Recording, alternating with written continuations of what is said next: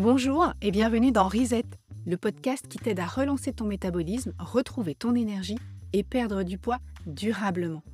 Aujourd'hui, je veux te parler de cette fatigue qui colle à la peau, de cette impression de ne pas avancer, d'avoir la tête dans le brouillard dès le réveil, alors que sur le papier, tu fais tout bien. Tu manges équilibré, tu coches les cases, tu essayes de te coucher pas trop tard, tu tiens bon, parce que tu es solide et surtout parce que tu n'as pas le choix. Mais au fond, tu sens que quelque chose cloche. Ton énergie est en chute libre, ta motivation s'effrite et tu ne comprends pas pourquoi ton corps ne suit plus.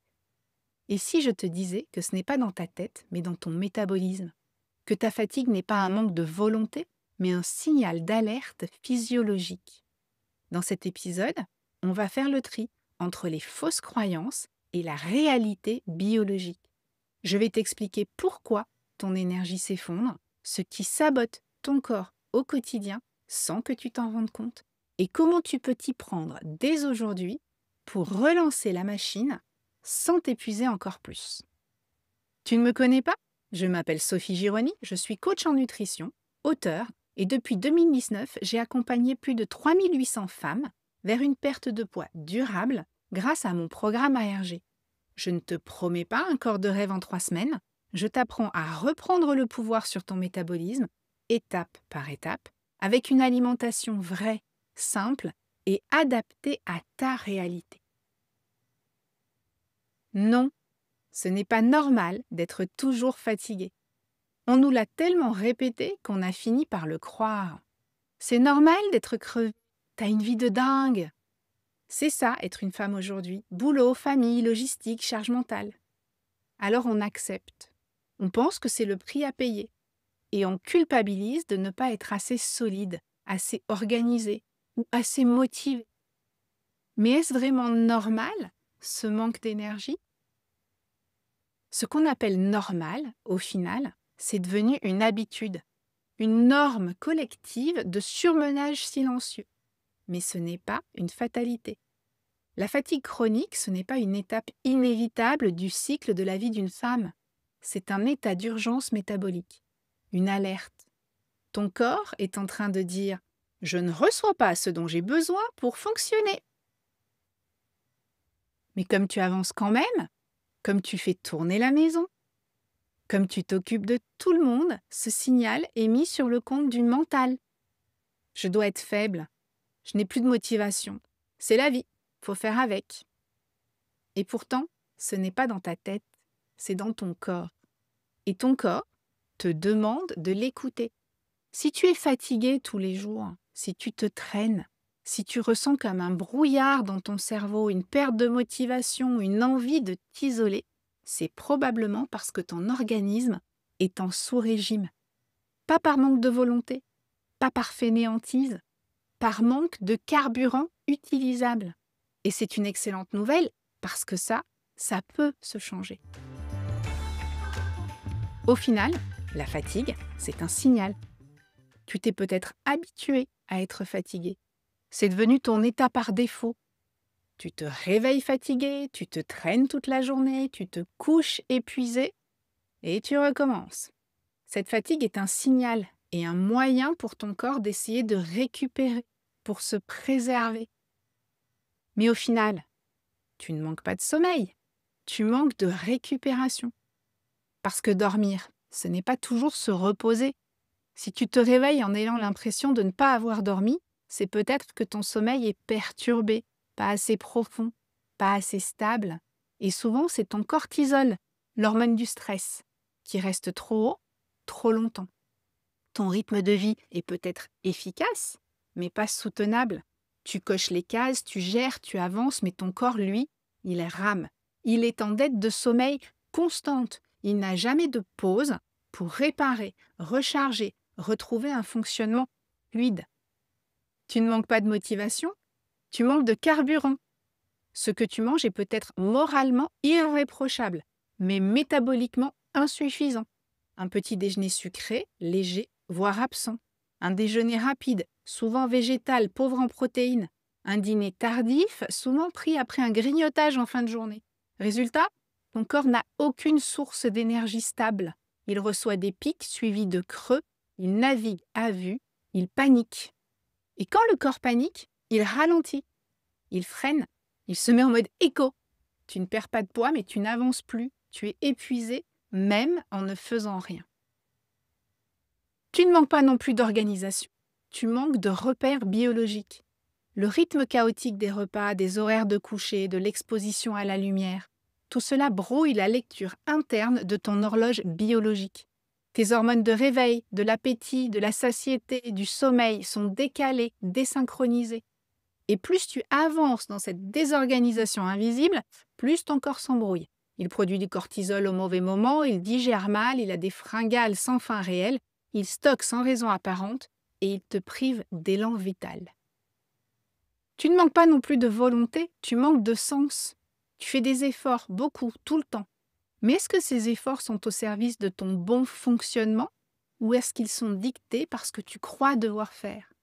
Beaucoup de femmes épuisées sont des femmes hyper efficaces, mais elles vivent à contresens physiologique. Elles mangent peu, mais mal. Elles dorment suffisamment, mais mal. Elles font du sport, mais trop et sans carburant adapté. Elles s'organisent, mais elles sont débordées sur le plan biologique. Et un jour, leur corps dit stop, et ce stop, c'est la fatigue. Mais la fatigue n'est pas une fatalité, c'est une alarme intelligente. Et si tu l'écoutes, elle peut devenir le meilleur point de départ pour reprendre le pouvoir. Dans la prochaine partie, on va voir comment relancer ton énergie. Pas en forçant encore plus, mais en reconstruisant des fondations solides. Tu vas voir, ça n'est pas magique, c'est physiologique et ça fonctionne. Mais avant ça, il faut que je te raconte un truc. Il y a 20 ans, j'ai repris mes études. Et je me suis retrouvée dans une période de vie où tout était trop. Trop de boulot, trop de pression, trop d'attentes envers moi-même. Une enfant en bas âge, une vie de famille intense. Je me levais fatiguée, j'enchaînais les journées avec un mental de fer, mais un corps en carton. J'avais l'impression de vivre en mode survie, café en intraveineuse et appétit coupé. Je pesais plus de 100 kilos, je grossissais malgré des assiettes super légères et j'avais même du mal à manger suffisamment. Je suis allée voir mon médecin. Il m'a écouté parler de ma fatigue, de mes difficultés à dormir, de mes trous de mémoire, de mes nausées. Et tu sais ce qu'il m'a prescrit? Du magnésium, de la vitamine D et des compléments pour soutenir mon énergie. Mais à aucun moment, il ne m'a posé cette question toute simple. Et comment vous mangez en ce moment? Personne ne m'a demandé comment je nourrissais mon corps. Personne n'a vérifié si j'apportais assez de protéines, de graisses, d'énergie réelle. Comme si l'alimentation était un truc annexe, un détail, une affaire de calories et de bonne volonté. Et c'est à ce moment-là que j'ai compris. Le problème n'était pas dans mon emploi du temps, le problème était l'énergie que je mettais dans mon corps. Je ne donnais pas à mon corps ce dont il avait besoin pour soutenir les efforts que je lui demandais. Je croyais bien faire, je suivais les bons conseils, je mangeais équilibré, mais je vivais en désaccord avec ma biologie. Il m'a fallu du temps pour réaliser que l'alimentation était le premier carburant de mon corps et de mon cerveau. Mais quand je l'ai compris, tout s'est aligné. Mon énergie est revenue, mon cerveau s'est rallumé, mon humeur s'est stabilisée. Et cerise sur le gâteau, ou plutôt pastèque sur le petit four, j'ai commencé à perdre du poids. Pas en mangeant moins, en mangeant mieux. Et c'est exactement ce que je veux t'aider à faire ici. Maintenant que tu as compris pourquoi la fatigue n'est pas seulement dans ta tête, on fait quoi? Bonne question. Et surtout, bonne nouvelle. Il ne s'agit pas de révolutionner toute ta vie. Il s'agit de poser quelques leviers simples, puissants et cohérents avec la physiologie de ton corps. Je vais t'en confier 3. 3 leviers essentiels et simples à mettre en œuvre pour démarrer tout de suite ton reset énergétique. Premier levier, commence par un vrai petit déjeuner. Si tu ne dois changer qu'une seule chose cette semaine, commence par là. Oublie le café à jeun. Oublie la biscotte ou la banane à emporter en courant. Oublie l'idée reçue qu'il faut rester léger le matin. Le matin, ton corps sort d'un jeûne prolongé. Il a besoin d'un carburant stable, pas d'un pic de sucre ou d'un stress supplémentaire. Un vrai petit déjeuner, c'est une source de protéines, idéalement 2 œufs, avec du jambon ou du fromage, ou un yaourt entier nature si vraiment tu as du mal avec le salé. C'est aussi de bons lipides avec un bout de beurre pour cuire ton omelette ou glisser dans ta tranche de jambon façon air sandwich. Pourquoi pas quelques noix dans ton yaourt? Éventuellement des légumes, des crudités ou quelques baies, framboises, myrtilles pour la touche de douceur. Le combo protéines-lipides sans sucre stabilise ta glycémie, calme ton cortisol, envoie à ton cerveau un signal de sécurité.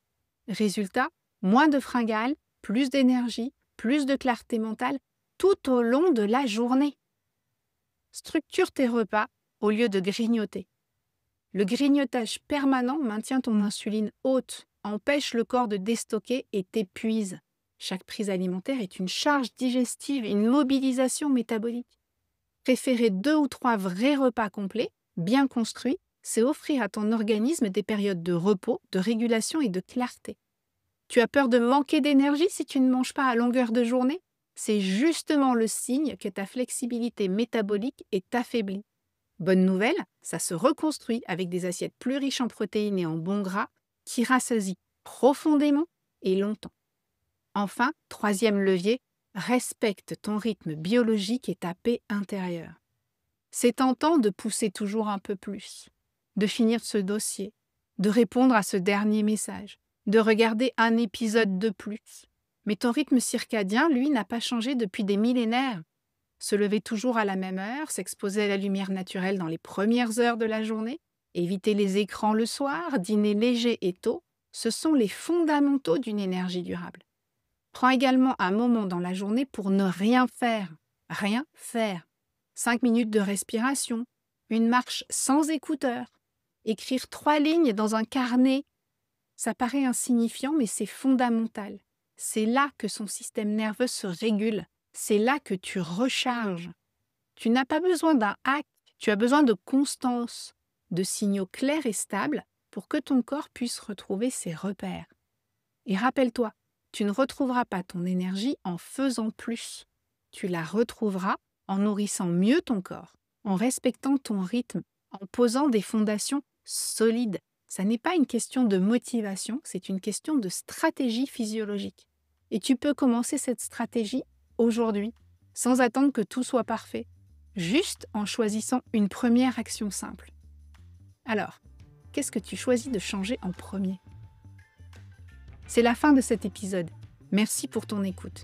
Et surtout, bienvenue dans Reset, le podcast simple, pragmatique, sans paillettes, qui te livre des clés pratiques pour améliorer ta santé métabolique, retrouver ton énergie et apaiser ton mental au quotidien. Si ce que tu viens d'entendre t'a parlé, pense à t'abonner au podcast sur ta plateforme préférée. Et si tu as des questions, des blocages, des idées de sujets que tu veux que je traite ici, laisse un commentaire ou envoie-moi un message. Je les lis tous et je m'en inspire pour construire les épisodes suivants. À très vite et prends soin de toi.